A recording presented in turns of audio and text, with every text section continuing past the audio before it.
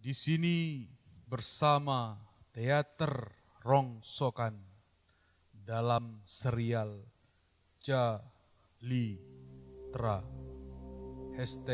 #Ruang Kabut. Semoga ternikmati.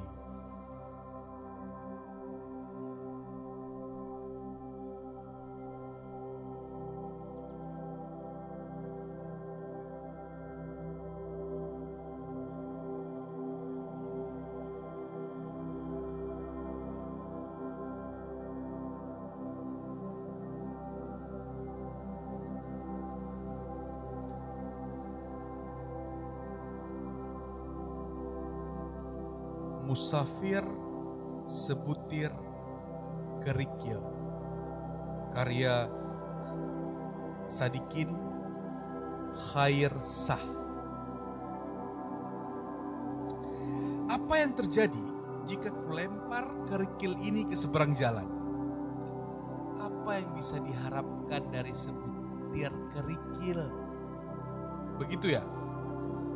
Lengan diayunkan, mata jauh dipandang, melesat. Tunggu! Tangan mencoba menggapai. Terlambat. Kerikil itu sudah melayang. Seseorang melaju dengan sepeda motor dari tikungan. Tak! Kerikil menghantam helm. Motor seketika berhenti, berdecit tajam. Lelaki itu menoleh, tetap di motor, menggerutu. Kurang ajar! Lalu kembali melaju. Belum terjadi, hampir. Seorang lelaki melangkah oleng malam-malam. Mulutnya meracau, ia menyanyi. Mabuk lagi, judi lagi, ku tak mau terus begini. Asik-asik, goyang, yuk goyang. Ia bergoyang sambil terus berjalan, semakin oleng, terjerembab. Setan! Mana? Ia meraba-raba. Lampu merkuri di ujung jalan tak cukup terang. Rupanya ia tersandung batu. Ini dia. Ia memungut kerikil yang dilempar sore tadi yang tergeletak di samping sebongkah batu sekepalan yang justru tersandung olehnya. Diamatinya kerikil itu besarnya hanya seujung telunjuk. Hebat. Kecil-kecil kuat juga. Digigitnya kerikil itu. Adau! Setan kecil! Lengan ia ayunkan, terhenti tiba-tiba. Dilempar kemana ya? Kesana, atau kesana? Begini saja. Ia berputar lalu dilempar sekuat tenaga. Preng! Kaca rumah pecah. Pintu dibuka dengan kasar. Seorang lelaki berkacak pinggang. Siapa? Lelaki mabuk berdiri tenang-tenang. Kau yang pecahkan kacaku? Aku? Bukan. Lalu siapa yang melempar kerikil ini? Oh, kalau itu aku. Bangsat! Kerikil kembali dilempar. Tak! Oh! Setan! Kau melempar kepalaku. Kau pecahkan kacaku. Mau mati? Berani kau kata begitu? Mereka bergelut tanpa saksi sebab malam memang sepi. Langit bertabur bintang, bulan hanya ada satu. Tokek. Lelaki mabuk itu lari tersuruh.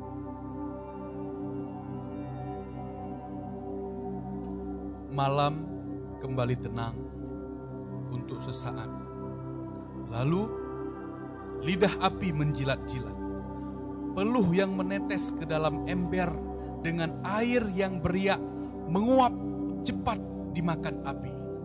Kayu-kayu penyangga rumah bergeratak. Orang-orang berteriak, sial!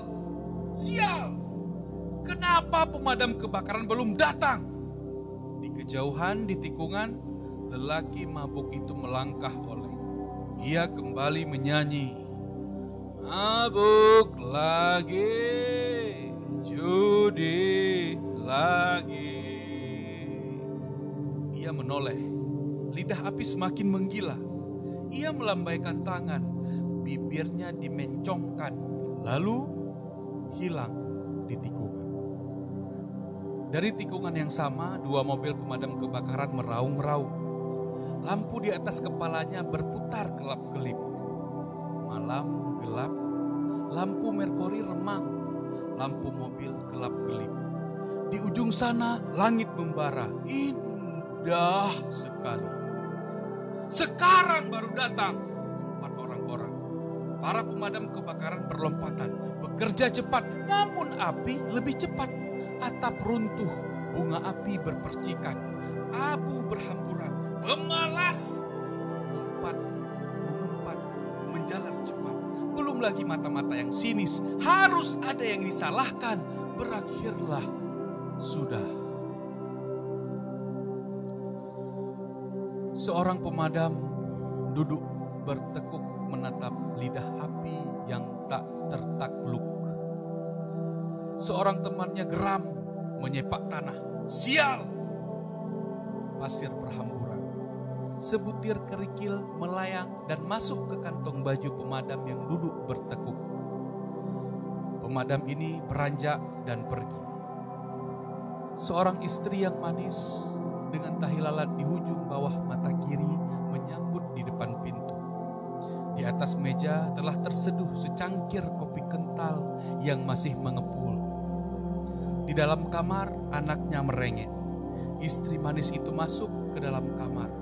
Suami yang pemadam itu membuka baju dinas dan menyampirkan sekenanya di sandaran kursi. Kerikil kecil itu menggelinding jatuh. Anak yang merengek itu sedikit merajuk keluar kamar dalam gendongan ibunya. Ada pembicaraan tentang kebakaran baru lewat. Kopi diseruput, anak itu merangkak di lantai, nyala lampu tak begitu terang. "Di sini tak lagi aman," kata suami. Anak itu yang baru saja fasih merangkak menjangkau kerikil. "Belum tentu rumah itu dibakar orang," ujar istri. Anak itu menyentuh kerikil dengan ujung jari. "Hari ini rumah terbakar. 2 minggu lalu ada yang terbunuh." Anak itu bermain kerikil tertawa-tawa. "Itu hanya kebetulan." Kerikil itu diciumi. Tak ada gunanya menenangkan diri sendiri. Kerikil itu dimasukkan ke mulut, masih terasa hangatnya. Kita mesti pindah kemana? Kerikil itu masih bermain di sela gusi. Yang penting kita pindah dari sini. Kerikil itu ditelan. Terserahlah, kerikil itu nyangkut di tenggorokan. Kopi kembali diseruput. Istri menoleh dan mendapatkan anaknya tergolek megap-megap. Istri terpekik dan meloncat. Meja bergoyang keras. Tangan suami tersentak. Kopi menumpahi kumis dan bajunya. Mereka panik. Anak itu dibawa berlari ke rumah di seberang jalan. Pintu digedor keras-keras. Seorang lelaki membuka pintu tergesa. Ia masih berpiyama. "Tolong anak saya, Dok." Wajah anak itu agak membiru. Dokter bekerja cepat. Tak ada perawat. Peralatan seadanya. Wajah suami istri semakin pucat. Wajah anak itu semakin membiru. Dokter setengah berteriak, "Ayolah!" Bau asam meruap dari mulutnya. Anak itu terbatuk. Kerikil itu meloncat dari mulutnya. Suami istri menangis kegirangan. Anak itu dipeluk erat sampai sesak. Tangan dokter disalam, diciumi. "Terima kasih, Dok. Terima kasih. Terima kasih." Dokter menepuk-nepuk punggung mereka. "Lain kali hati-hati," katanya. Malam itu kerikil kecil tergeletak di atas meja. Besoknya, dokter ada pertemuan sangat penting. Sebelum pergi, matanya nyangkut pada kerikil di atas meja. Ia tersenyum mengingat kejadian semalam. Luar biasa, pikirnya. Kerikil itu lalu ia kantongi. Bersiul-siul ia dalam mobil. Istana negara tegak jauh di ujung sana. Ia dan kolega diundang ke istana negara. Membeberkan fakta merebaknya penyakit menular yang tiba-tiba. Ia hanya pelengkap saja, tak bicara. Hampir-hampir serupa pajangan murahan di dalam ruangan yang penuh barang berharga. Namun bertemu presiden menegangkan juga. Gerah. Di luar ruangan ia menarik sapu tangan dari kantong baju. Kerikil itu terjatuh. Orang dokter lain yang berjalan di belakangnya menendang kerikil itu. Seekor kucing gemuk tertarik melihat kerikil yang menggelinding. Gempal-gempol ia mendekati. Kucing itu mendepak kerikil dengan kaki kanan depan. Kerikil menggelinding ke samping, disambut dengan kaki kiri depan. Menggelinding lagi agak ke depan, didepak lagi, berulang-ulang, lalu diendus, digigit keras sekali. Karin, Karin, seorang anak lelaki memanggil. Kena kau. Anak itu menangkap kucingnya. Apa yang kau makan, kucing bodoh? Ini tidak bisa dimakan. Anak itu mengambil kerikil dan melemparkannya ke kotak sampah di pojokan. Meleset, kerikil itu kembali menggelinding. Kucing itu meloncat. Hei! Kucing itu kembali menggigit-gigit kerikil. Nakal! Geram kucing itu diraih dan digosok-gosokkan ke pipi. Kita cari makan untukmu. Anak itu dengan kucing dalam dekapan dan kerikil dalam genggaman melangkah ke dapur. Kucing gemuk itu gerah dalam dekapan dan meloncat. Anak itu pun tersandung badan kucing dan terjatuh. Kerikil melayang dan jatuh dalam panci berisi sup yang hampir matang. Juru masak tak melihatnya. Ia terkejut dan menoleh ketika terdengar ada yang jatuh. Kemana kerikil itu? Anak itu bergumam. Juru masak tergopoh menolong anak majikan. Anak itu lupa akan kerikil. Ia minta makan untuk kucingnya. Presiden gemar sup. Ia menjamu beberapa tamu makan siang. Bercerita ia tentang sup juru masaknya. Selalu ada yang baru dalam supnya. Rasanya aneh dan menggetarkan lidah. Anda tahu? Sejak juru masak itu di sini, saya merasa sangat rugi jika terpaksa harus makan di luar. Luar biasa. Boleh saya minta resepnya? Itu rahasia.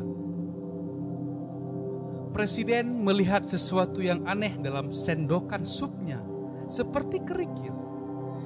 Ini pasti yang baru lagi, pikirnya. Tak, adau! Sendok berdentangan lepas dari genggaman. Presiden mendekap mulutnya. Ia bangkit dari kursi dengan beringas. Setengah berlari menuju dapur, darah menetes dari sela-sela jari. Seorang pengawal beraksi tangkas. Cepat panggil dokter, teriaknya. Dokter apa, Pak? Jangan banyak tanya, panggil saja. Presiden sampai di dapur. Ketemu juru masak.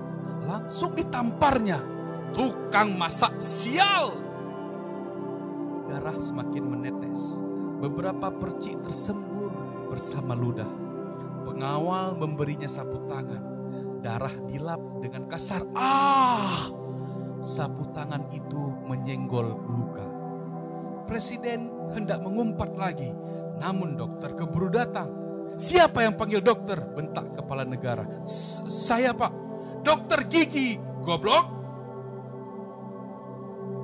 Kepala pengawal disentil dengan geram. Dari dekat pengawal itu melihat gigi presiden tanggal 1. Pengawal itu keluar dapur dengan jengkel. Hei kau, kenapa salah panggil dokter? Loh, dokter gigi goblok. Pegawai itu pun disentilnya dengan keras. Sejak hari itu dan hari-hari berikutnya, seluruh acara presiden dibatalkan. Sampai giginya mendapat ganti. Juru masak itu pecat. Juru masak melangkah murung di trotoar. Kerikil itu ia genggam di tangan kanan. Niatnya kerikil itu untuk pelajaran. Namun Kerikil itu terasa panas, semakin panas, dadanya sesak, giginya kriut gemertak. Kerikil itu ia lempar sekuatnya, tak! Menghantam helm seorang yang melaju dengan sepeda motor. Motor itu seketika berhenti. Orang itu menoleh sekeliling, setan! Lalu kembali melaju. Bagaimana ya kabar kerikil itu? Apalah yang bisa dilakukan oleh sebutir kerikil? Mungkin karena terlalu kecil. Bagaimana dengan yang ini? Kurasa akan berbeda. Sudahlah, jangan macam-macam. Lengan diayunkan. Tunggu! Terlambat. Kerikil itu sudah melayang. Semoga Tuhan memberi nikmat pada kita dengan cerita yang baru berlalu. Dan juga cerita-cerita selanjutnya tetap setia. Terima kasih, dibuang bukan berarti terbuang.